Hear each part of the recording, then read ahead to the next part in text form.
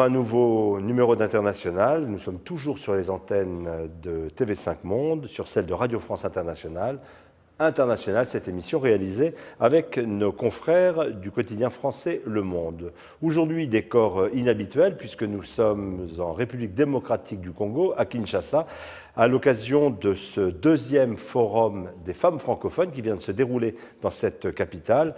Et nous sommes accueillis par le ministre porte-parole, ministre des médias, porte-parole de ce gouvernement. Merci, monsieur Lambert Mende Omalanga, de nous recevoir. Beaucoup de questions à vous poser. Le gouvernement s'exprime peu. Le président Kabila s'exprime encore moins, pourrait-on dire. Donc beaucoup de questions. Peut-être tout d'abord celle-ci. Donc Forum des femmes francophones sur le droit des femmes. Nous sommes dans un pays où parfois de façon massive, le viol a été utilisé comme une arme de guerre. C'était le bon endroit pour faire ce forum ? Oui, je pense que effectivement, nous sommes dans un pays qui a subi une guerre odieuse, une guerre d'agression depuis quelques années, une guerre qui s'est importée de l'extérieur et qui a importé justement ses habitudes criminelles. On viole des femmes pour faire disparaître des groupes ethniques, faire disparaître toute une nation. Vous accusez qui précisément ? Nous accusons le Rwanda qui a importé depuis 1994, je crois, ces problèmes en République démocratique du Congo et qui nous empêchent de décoller. Sophie Malibaud. Aujourd'hui, qu'est-ce qui est fait pour régler ce problème, pour déjà empêcher que ces viols ne se perpétuent, puisque a priori ça continue. Je crois savoir qu'il y a un plan d'action du gouvernement. Oui, la première chose à faire était de mettre fin à cette agression. Nous nous y sommes pris, et heureusement avec le soutien de tous nos partenaires de la communauté internationale, la MONUSCO, les pays de la SADC, nous avons pu vaincre la principale de ces forces négatives. D'autres continuent à s'agiter, mais elles sont moins dangereuses que le M23. Et nous avons toute une série de programmes à mettre en œuvre pour cela. Il faut d'abord nettoyer l'espace, il faut rétablir ces familles qui ont été victimes de la guerre dans leur lieu de vie naturel. C'est un travail de réhabilitation qui coûte de l'argent et nous collaborons avec nos partenaires, mais nous payons déjà beaucoup à partir de notre propre budget, et ensuite travailler les esprits qui ont été contaminés par cette façon de faire. Nous ne l'avons jamais vécu chez nous, mais des jeunes ont pris ces habitudes-là. Il faut absolument faire en sorte que ça change. Quand vous dites que nous avons été contaminés, vous attestez qu'il y a bien maintenant aussi, ce n'est pas simplement une menace venue de l'extérieur, c'est devenu quelque chose qui se pratique aussi parmi la population congolaise. Parce qu'il y a entre des groupes rebelles qui ne cessent d'émerger, toujours une nouvelle rébellion de nouveaux groupes. Bon, qui ne cessent d'émerger, ça serait beaucoup dire. Il faut dire qu'au pire moment, il y avait entre 55 et 60 groupes armés. Maintenant, nous en enregistrons 27. Je pense que c'est plutôt une régression, mais même s'il n'y en avait qu'un seul, ça serait un de trop, parce que c'est là que, justement, se développent ces pratiques-là. Lambert Mende, que va-t-il se passer pour l'auteur de ces viols? Est-ce qu'on est plutôt dans une approche d'amnistie, ou est-ce que ces crimes seront jugés et éventuellement punis? Nous avons effectivement convenu, lors des concertations de Kampala, d'amnistier ceux qui sont à la base de tous ces problèmes pour des crimes autres que celui-là.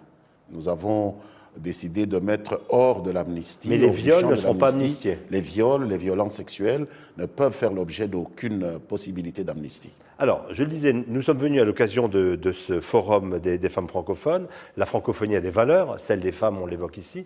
Nous sommes également dans un pays qui parfois était contesté. C'était le cas lors du sommet de la francophonie avec François Hollande, le président Hollande, sur le respect des droits de l'homme dans ce pays.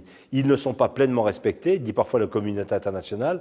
Comment réagissez-vous à ces critiques, à ces accusations qui reviennent fréquemment? Nous avions contesté la lecture qu'on avait de la situation au Congo parce qu'il y avait une confusion de genre.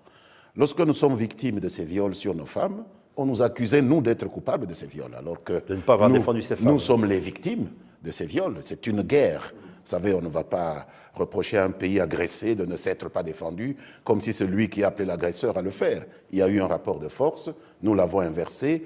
On ne va pas nous accuser, au moment où nous n'avions pas encore inversé ce rapport de force, d'être coupables d'une agression qui nous, en réalité, nous ciblait. Et donc, nous avons trouvé particulièrement injuste qu'on ne fasse pas la part des choses, et nous l'avons dit au président Hollande. Maintenant, du point de vue des femmes, le mal est fait. Un certain nombre d'entre elles sont victimes et doivent vivre avec ça. Est-ce qu'elles peuvent attendre des réparations concrètes, financières? Est-ce que le gouvernement congolais prévoit de les indemniser, si on peut dire, parce que de toute façon, c'est très difficile de supporter cette violence le restant de sa vie, mais est-ce que quelque chose est fait pour les aider, ne serait-ce que concrètement? Je pense que l'indemnisation commence par la punition des coupables. Et il est évident que tout fait quelconque de l'homme qui cause un dommage à un autre doit être réparé. Et la question de l'indemnisation se pose d'abord vis-à-vis des responsables de ces actes criminels. C'est ça le problème de la confusion. L'État doit indemniser, mais ce n'est pas le personnel de l'État qui a commis ces actes, c'est même des étrangers parfois, oui, enfin, et nous sommes en pourparlers. Si les victimes doivent attendre que leur propre violeur... Ce n'est pas tout. Je suis en train de développer, nous avons aussi 2 ministères qui sont chargés de ces questions-là, d'identifier les victimes, de leur proposer une assistance. Ce n'est pas une indemnisation, parce que les mots ont leur sens en droit. Une assistance, le mot indemnisation le ministère est mal du choisi. et le ministère des Affaires humanitaires qui sont impliqués, et nous dépensons beaucoup d'argent pour ces tentatives de réinsertion de nos sœurs et de nos mères qui ont été victimes de ces criminels. On a beaucoup parlé au cours de cette semaine de la gouvernance, de la place des femmes dans la gouvernance africaine. Il y a peu de femmes présidentes de la République, à ma connaissance il y en a 3, peu de femmes ministres. Que fait le Congo pour faire une place dans cette gouvernance, qu'elle ne soit pas exclusivement masculine? J'espère qu'un jour nous aurons des femmes candidates crédibles aux élections présidentielles ici. En attendant, nous avons pris une série de mesures extrêmement crédibles lorsque nous avons décidé au cours des concertations nationales de nous impliquer, majorité, opposition, dans le Parlement pour que la loi électorale que nous sommes en train de revisiter prévoie des quotas bloqués pour les femmes. C'est-à-dire la mieux élue des femmes sur une liste où il y aura une circonscription où il y aura 3 sièges devra être la 3e personne élue, même s'il y a des hommes, après les 2 premiers, qui pourraient faire mieux qu'elle.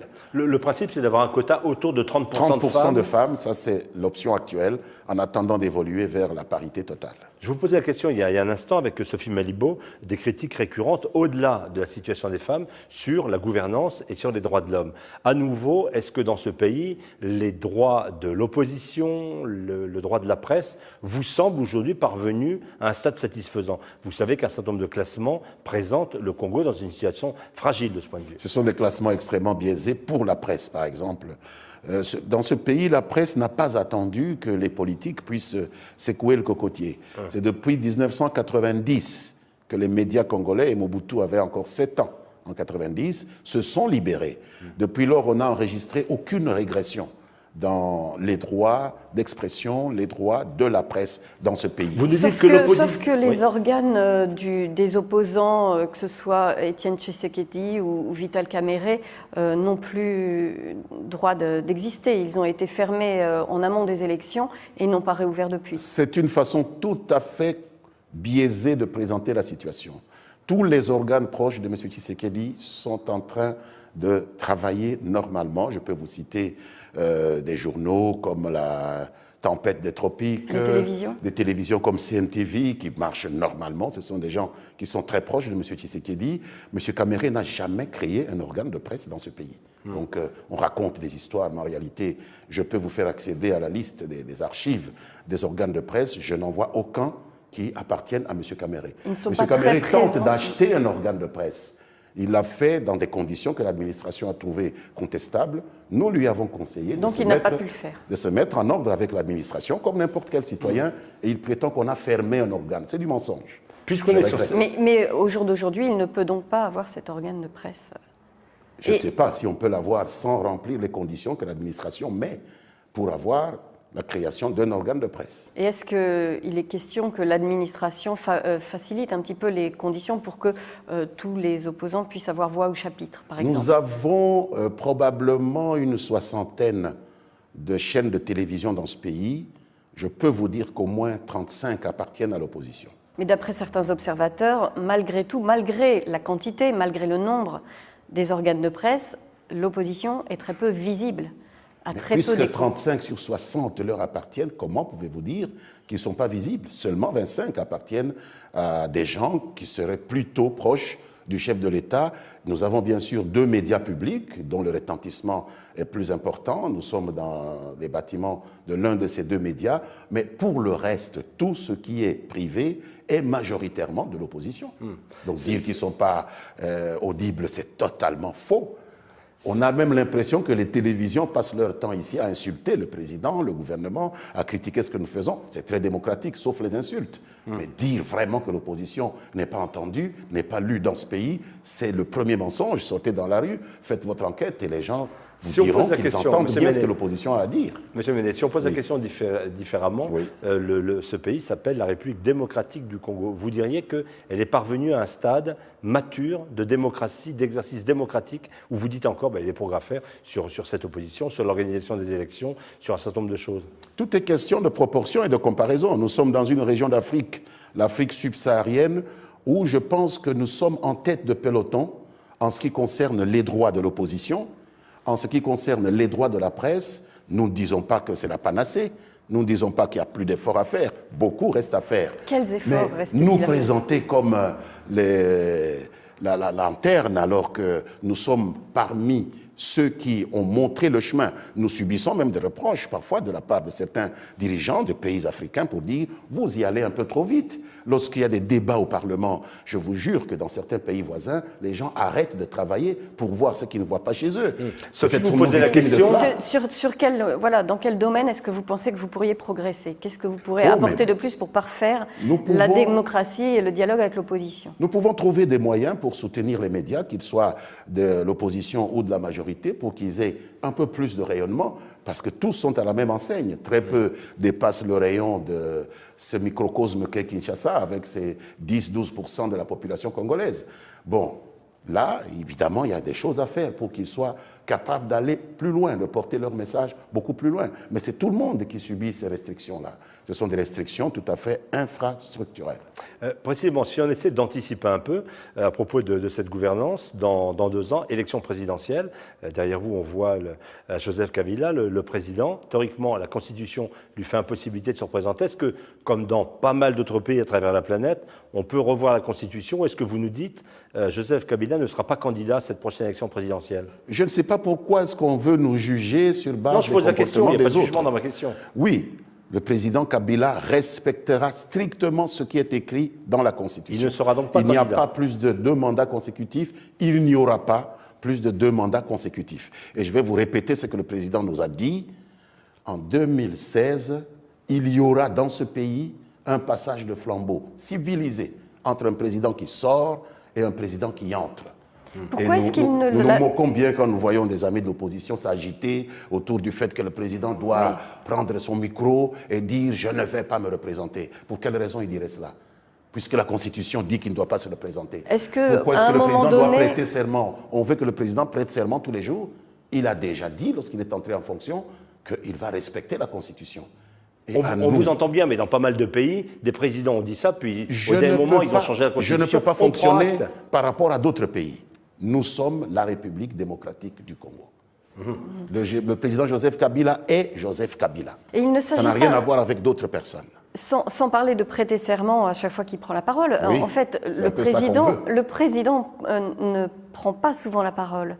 Comment expliquer qu'on l'entend aussi peu? On le voit peu. Chez nous, quelquefois, on les voit presque trop, et ici, il a très peu de contacts directs et très peu d'intervention. Et finalement, ça pourrait apaiser le climat, puisque vous le dites vous-même, l'opposition suspecte qu'il y ait modification. Vous savez, moi, j'ai dans ma famille le bonheur d'être père de jumeaux, entre autres.